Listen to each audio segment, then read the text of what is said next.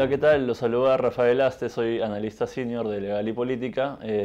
Estamos transmitiendo hoy una entrevista con Fernando Sillonis, gobernador regional de Ica, y Juan Carlos Cortés, presidente de la Autoridad Nacional del Servicio Civil.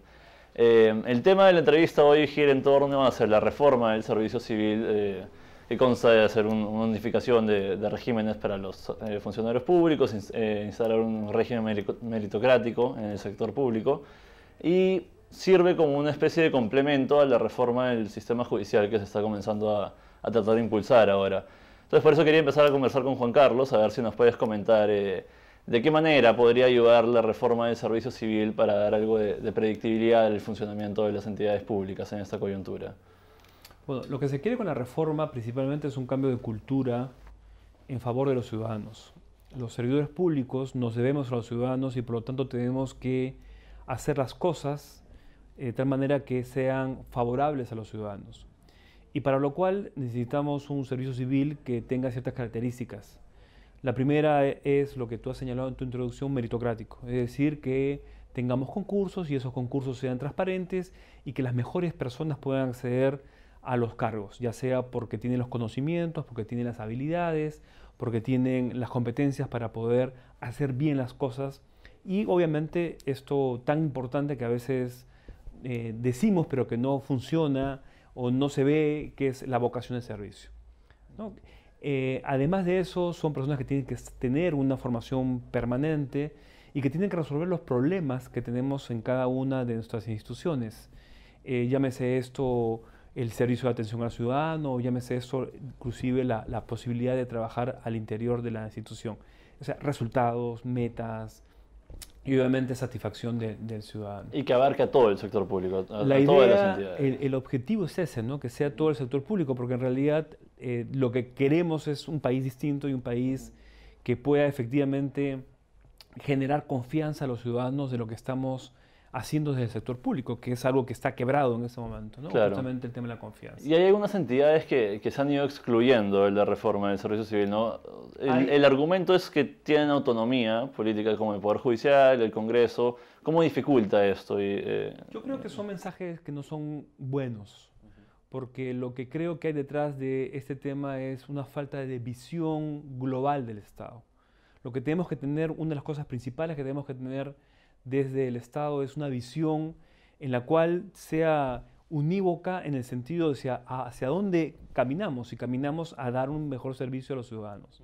Y además es bueno porque es darle oportunidad a todos los servidores públicos, ya sea para que puedan crecer dentro de una institución o en varias instituciones, que es lo que está sucediendo y que de alguna manera uno dice, bueno, uno va aprendiendo en cada recorrido que uno va teniendo.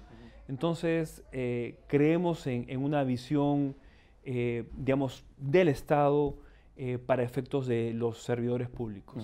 Ahora, ¿eso afectaría la autonomía de las entidades que se han De excluido? ninguna manera, porque, por ejemplo, la autonomía depende de cada institución, pero la autonomía está creada para determinados aspectos, ¿no? Entonces, lo principal que tenemos que preservar en el Poder Judicial es la autonomía que tienen los jueces para poder resolver los conflictos que tienen conocimiento.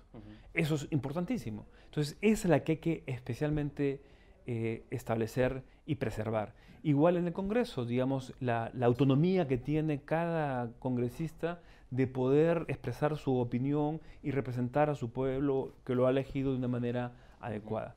Entonces, lo que tiene que ver con sistemas administrativos, lo que tiene que ver con tratar de hacer las cosas de manera, digamos, conjunta, en realidad no afectan nunca la autonomía de las entidades, sino por el contrario, lo que hace es ayudarlas a justamente ser y preocuparse principalmente en el giro de lo que tienen que hacer bien. Claro, claro. Fernando, tuvimos una entrevista hace poco, me acuerdo que me comentaste con ese estilo tuyo como que el que no se acoge a servir algo turbio tiene, me dijiste. ¿Cuál es la experiencia que has tenido tú en el gobierno regional de Ica con servir, con los gerentes? Muy positiva. En el balance, muy positiva.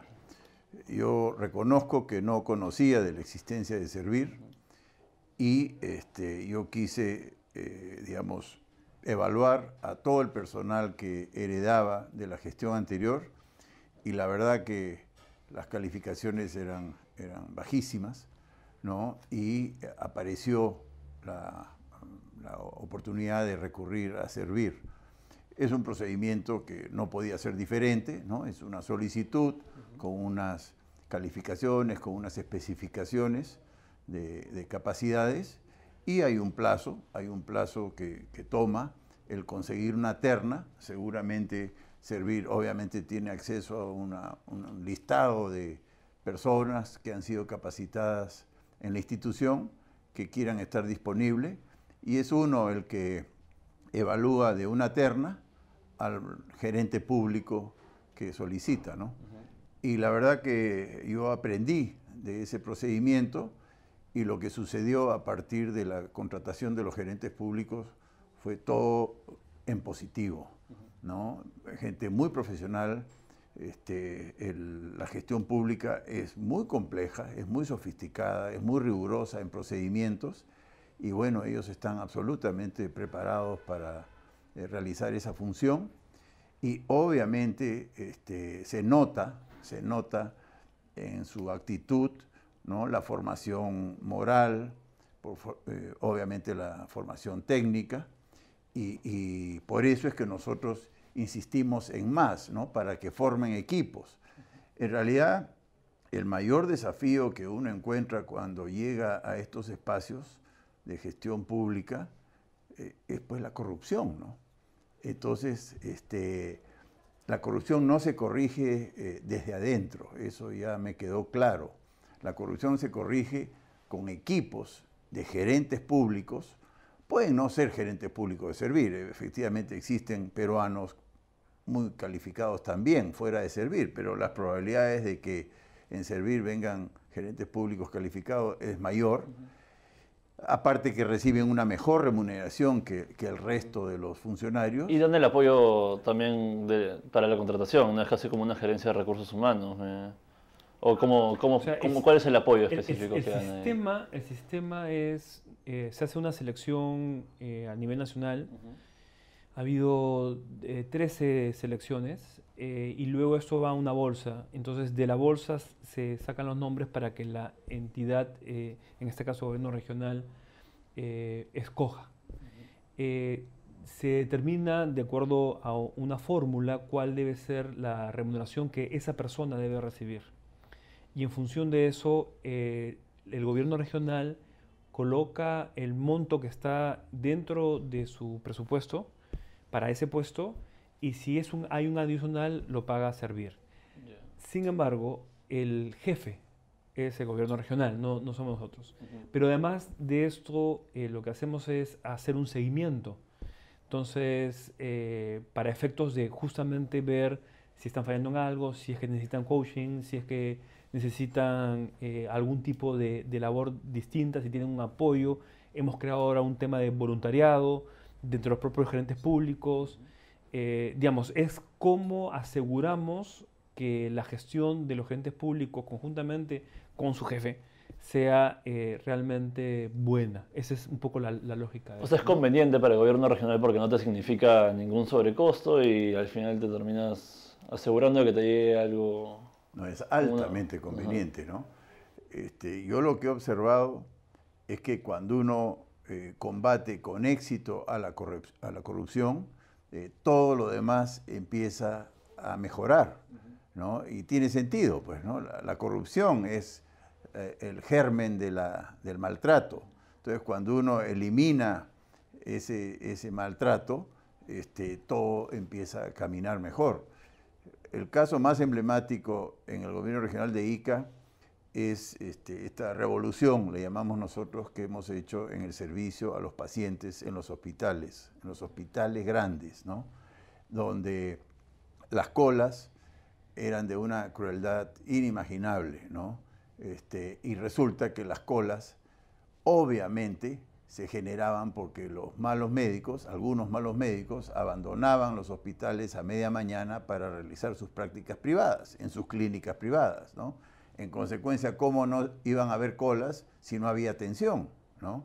Entonces, vienen estos gerentes públicos, no solos, vienen en equipo, no solo viene la dirección del hospital, viene el gerente de planeamiento, gerente de recursos humanos, el administrador, ¿no? Se arma un equipo que no se casa con nadie, que se compra el pleito y por supuesto empieza a sancionar a estos médicos que abandonaban las guardias, implementa un sistema de gestión hospitalaria que estaba disponible en el Ministerio de Salud y ellos conocían, y todo empieza pues a fluir. Los médicos dejan de salir, en consecuencia se atienden a más pacientes y cuando se atienden a más pacientes las colas empiezan a disminuir hasta desaparecer completamente, ¿no?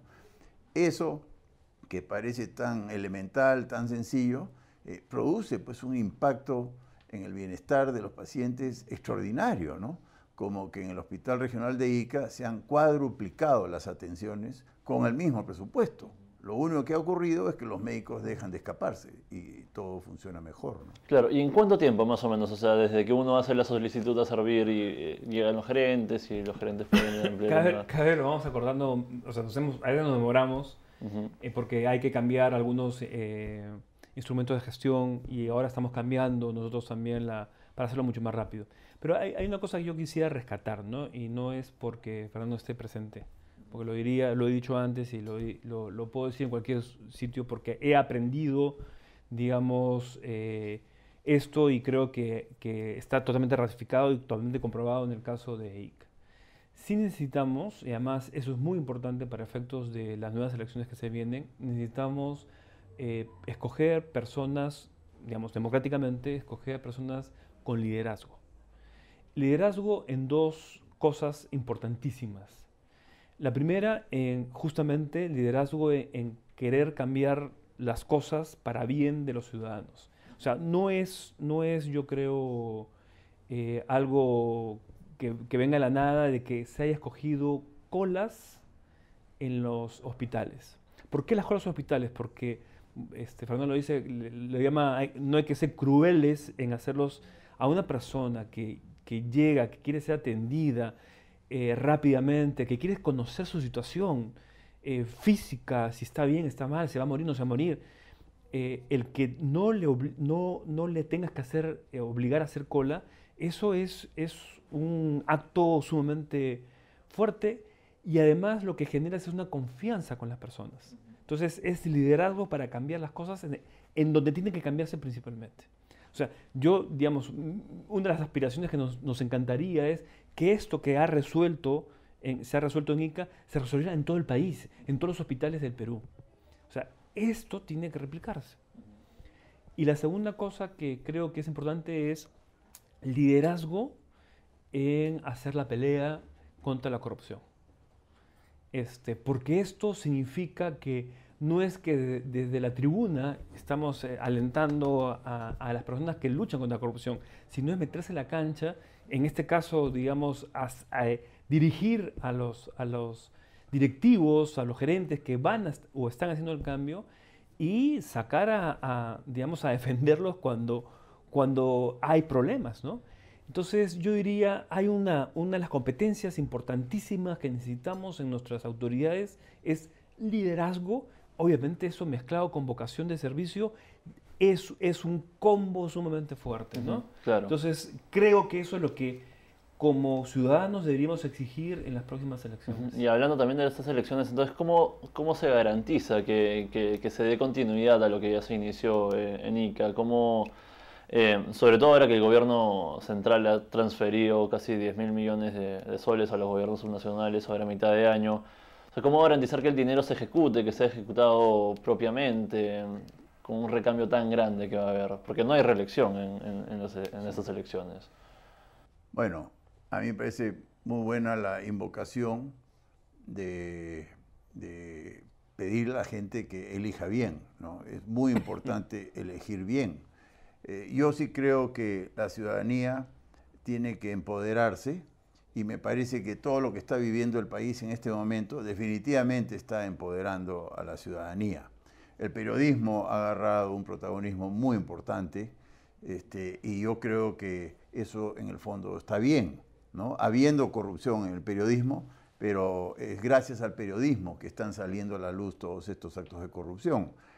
Yo espero que si vuelven las colas en los hospitales de Ica, la ciudadanía debería de salir a exigir ¿no? Lo que ya hemos conquistado con sensatez, ¿no? Con cumplimiento de las normas, ¿no? Nadie ha puesto látigo ni está explotando a los médicos de ninguna manera abusiva, ¿no? Esto es absolutamente normal. La lucha contra la corrupción, cuando es, digamos, firme, también interviene en la selección, por ejemplo, de los especialistas.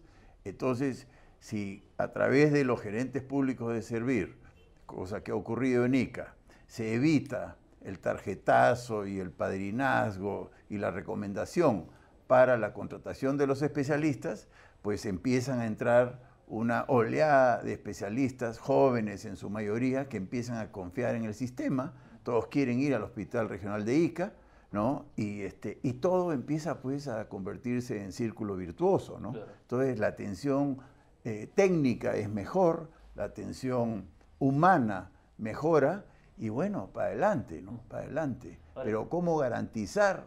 Yo creo que la gente va a tener que tomar conciencia y asumir su responsabilidad a la hora de elegir, ¿no? Claro. Ahora, me comentabas también, corrígeme si me equivoco con los montos, pero más o menos de los 800 millones que tienen de presupuesto al año en el gobierno regional de Ica, 650 eran que se van en gasto... 730 en gasto corriente. Es gasto corriente. Claro, y gran parte de eso es en salud y educación. Okay. Entonces, cuando uno ofrece hacer obras, en realidad está saliéndose del foco, ¿no? Cuando uno va a un puesto como alcalde o gobernador regional, lo que tiene que ofrecer es mejorar la gestión, porque ahí está el 90% del presupuesto y ahí está pues el 99% del desafío, que es la atención al ciudadano, ¿no? Entonces, cuidado con esos que ofrecen obras, porque recursos para obras no hay. Las obras las hace el gobierno central, las carreteras las hacen los concesionarios, ¿no? Las obras de agua y desagüe las hace el Ministerio de Vivienda. Puede transferir algo a los municipios, pero es mínimo comparado con lo que se invierte desde el gobierno central, ¿no? Claro. Entonces, ¿cómo no llevar gerentes públicos que sepan de gestión pública? Ahí se juega el partido de la gestión nacional, ¿no? Y en ese sentido, Juan Carlos, ¿qué se está trabajando desde el Ejecutivo para acompañar ese proceso de mayor gestión en el... Bueno, hay varias cosas que se están haciendo, ¿no? O sea, en primer lugar es trabajar con el tema de directivos públicos, no únicamente con los gerentes públicos, que es una bolsa acotada, sino con los directivos públicos. Entonces, hace, digamos, 2 semanas hemos tenido un encuentro de la macrorregión Los Andes, ¿no? Mancomunidad regional, donde hemos estado trabajando con directivos públicos, porque lo que tenemos que hacer es levantar a todos los servidores públicos en sus conocimientos y en sus competencias, sobre todo estas últimas, que es cómo haces para hacer las cosas adecuadamente. En segundo lugar, se está pensando, digamos, hay un proyecto de ley que fue presentado por el actual premier, cuando estaba de congresista, momentos antes en realidad de ser designado como tal, donde se crea una bolsa para 2 sectores, ¿no? Salud y educación. Visto, digamos, las cosas positivas que se han hecho en salud y además de la experiencia también positiva que se tiene en las UGELes de Lima, ¿no? Digamos, siempre hay algún nivel de problema, pero el balance es muy positivo en realidad en lo que ha sucedido. Es como eso lo vamos llevando a otras regiones, ¿no?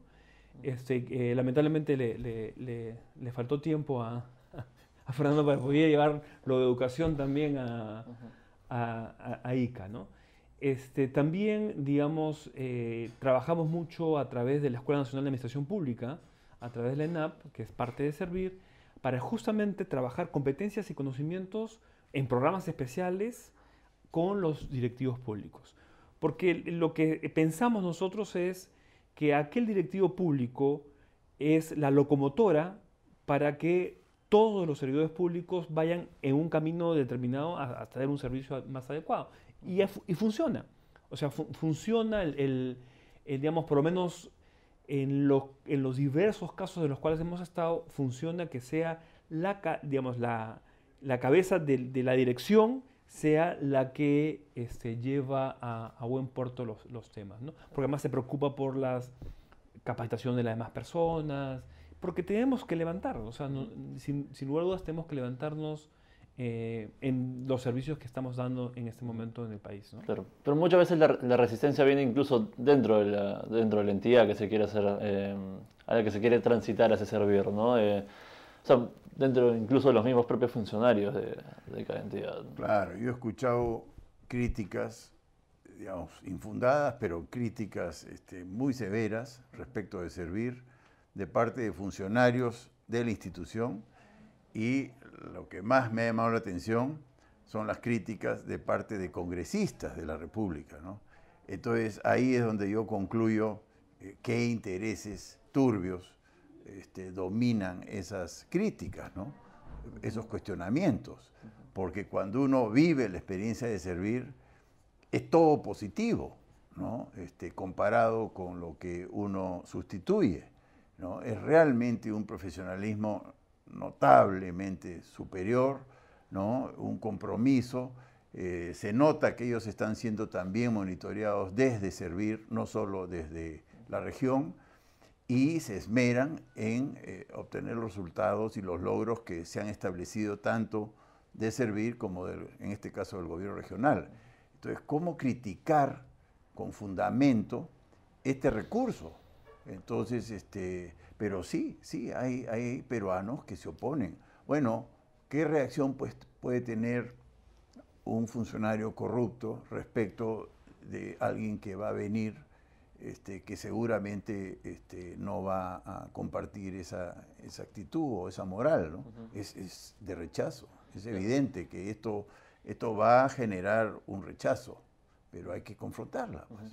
O muchas veces puede ser un miedo también, o sea, un miedo al cambio Yo creo que hay tres reforma, razones ¿no? fundamentales, ¿no? Una es la que ha dicho Fernando, básicamente, digamos, aquellos que quieren seguir manejando su cuota de poder.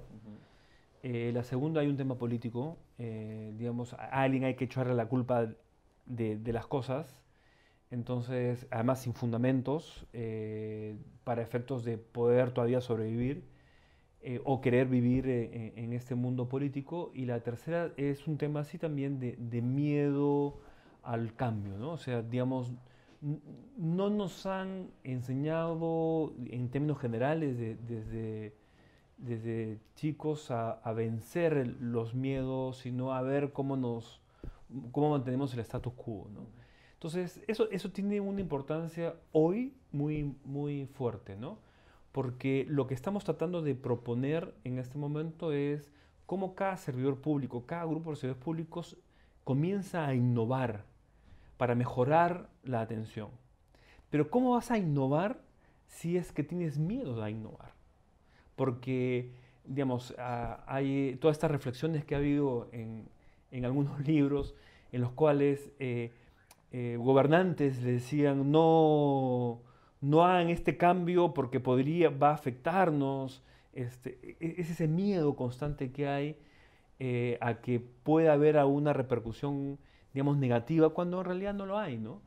Entonces, yo creo que ahora, más que antes, hay mucha gente convencida de que la meritocracia es buena, de que hay que innovar de manera importante, de que la capacitación constante es algo positivo y que tenemos que tener, digamos, una fuerza importante también para plantearnos dilemas, ¿no?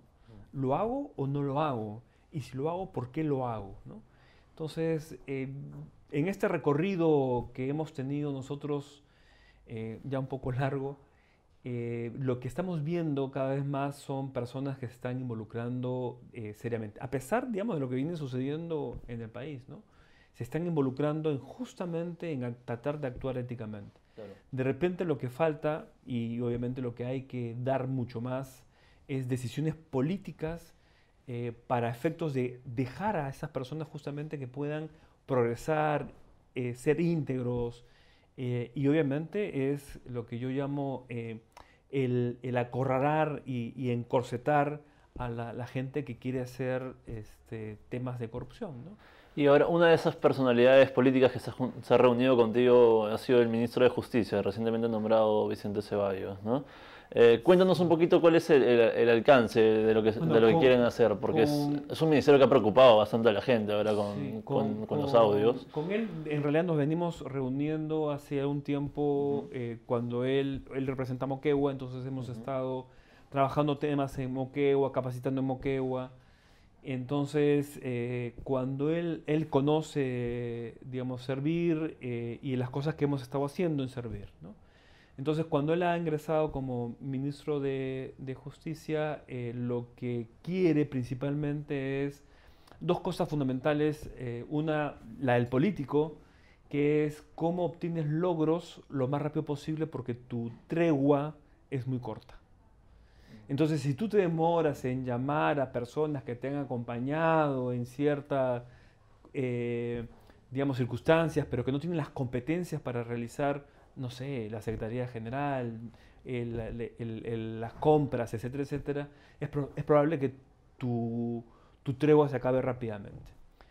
Esa es la del político. Y la segunda es aquel convencido en que se tiene que hacer un cambio importante a favor de los ciudadanos. Entonces, hemos estado hablando, digamos, de gerentes públicos, hemos estado hablando de lo que tenemos que hacer para el Ministerio de Justicia pase más rápido ya a la ley de Serio Civil. Entonces, cosas que digamos, son públicas porque él además las ha señalado. Y es justamente el poder hacer las cosas mucho más rápido para lograr los objetivos que se tienen, que es brindar mejores servicios a los ciudadanos. Y este año mantienen el objetivo de acelerar el tránsito de todos los Se está ministerios. acelerando, o sea, se está acelerando. Hay algunos ministros que están, digamos, haciendo las cosas que sea mucho más rápido, digamos, ya sea del propio ministerio o como también de sus OPs. También tenemos algunos compromisos importantes, como han sido públicos, como el caso del propio ministro de Economía, ¿no? Que ha dicho públicamente que está trabajando a efectos de que pueda efectivamente avanzarse mucho más en la ley de servicio civil, ¿no? De acuerdo. Fernando, última pregunta. Me imagino que muchos lectores van a querer saber tu futuro político. No hay reelección para gobernadores regionales que podrían esperar para los próximos años. Los católicos confiamos en que Dios nos ama y quiere lo mejor para todos nosotros. No tengo idea dónde voy a terminar. Yo tengo mi actividad privada que sigue, Información, y un fondo vitícola en Humay que me apasiona. Yo tengo mi casa en la Hacienda San José y yo estoy pensando volver a eso. Pero como siempre he dicho, yo estoy disponible, como siempre estuve, para que me llamen en lo que sea, ¿no? Yo he sido director de Indecopi, yo he sido director de la empresa municipal de mercados. Esos son los dos cargos públicos que he ocupado en mi vida, pero siempre he estado en el sector privado y me siento muy cómodo ahí y no aspiro a nada jerárquicamente muy alto. Juan Carlos, tú también te quedas en Servir. Había habido un tema a principio de año que no se sabía si ibas a continuar. Ahora... 26 de diciembre. Sí, específicamente. Digamos, las conversaciones que hemos tenido con el Premier han sido en tratar de justamente, digamos, avanzar en lo que se ha puesto como objetivo en el caso de Servir. Vamos a ver, digamos, cómo las cosas van mejorando y creo que además, a diferencia de lo que ha pasado en algunos temas, hay una voluntad importante de varias cosas, ¿no? Una es, se cree en lo que es el cambio importante de servicio civil. Le estamos haciendo caso, digamos, a la OCDE en este tema concreto. Estamos trabajando temas de integridad. Va a haber dos eventos importantes en septiembre y octubre, uno realizado por nosotros, otro conjuntamente también, obviamente, con la Secretaría de Integridad, porque lo que tenemos que hacer es generar los espacios a efectos de poder hacer un cambio fundamental, ¿no? Igual, digamos, el desprendimiento total el día que el premier o el presidente decidan que yo no tenga que seguir, no seguiré y me iré también a la actividad privada de donde también provengo, y siempre tratando de colaborar con los espacios. Sí, de repente me gustaría regresar a Ciudadanos al Día, pero digamos, ahí veremos. Ok, perfecto. Muchas gracias a los dos. Encantado de haber Gracias. conversado con ustedes. Espero que les haya gustado la información y nos vemos la próxima vez. Gracias.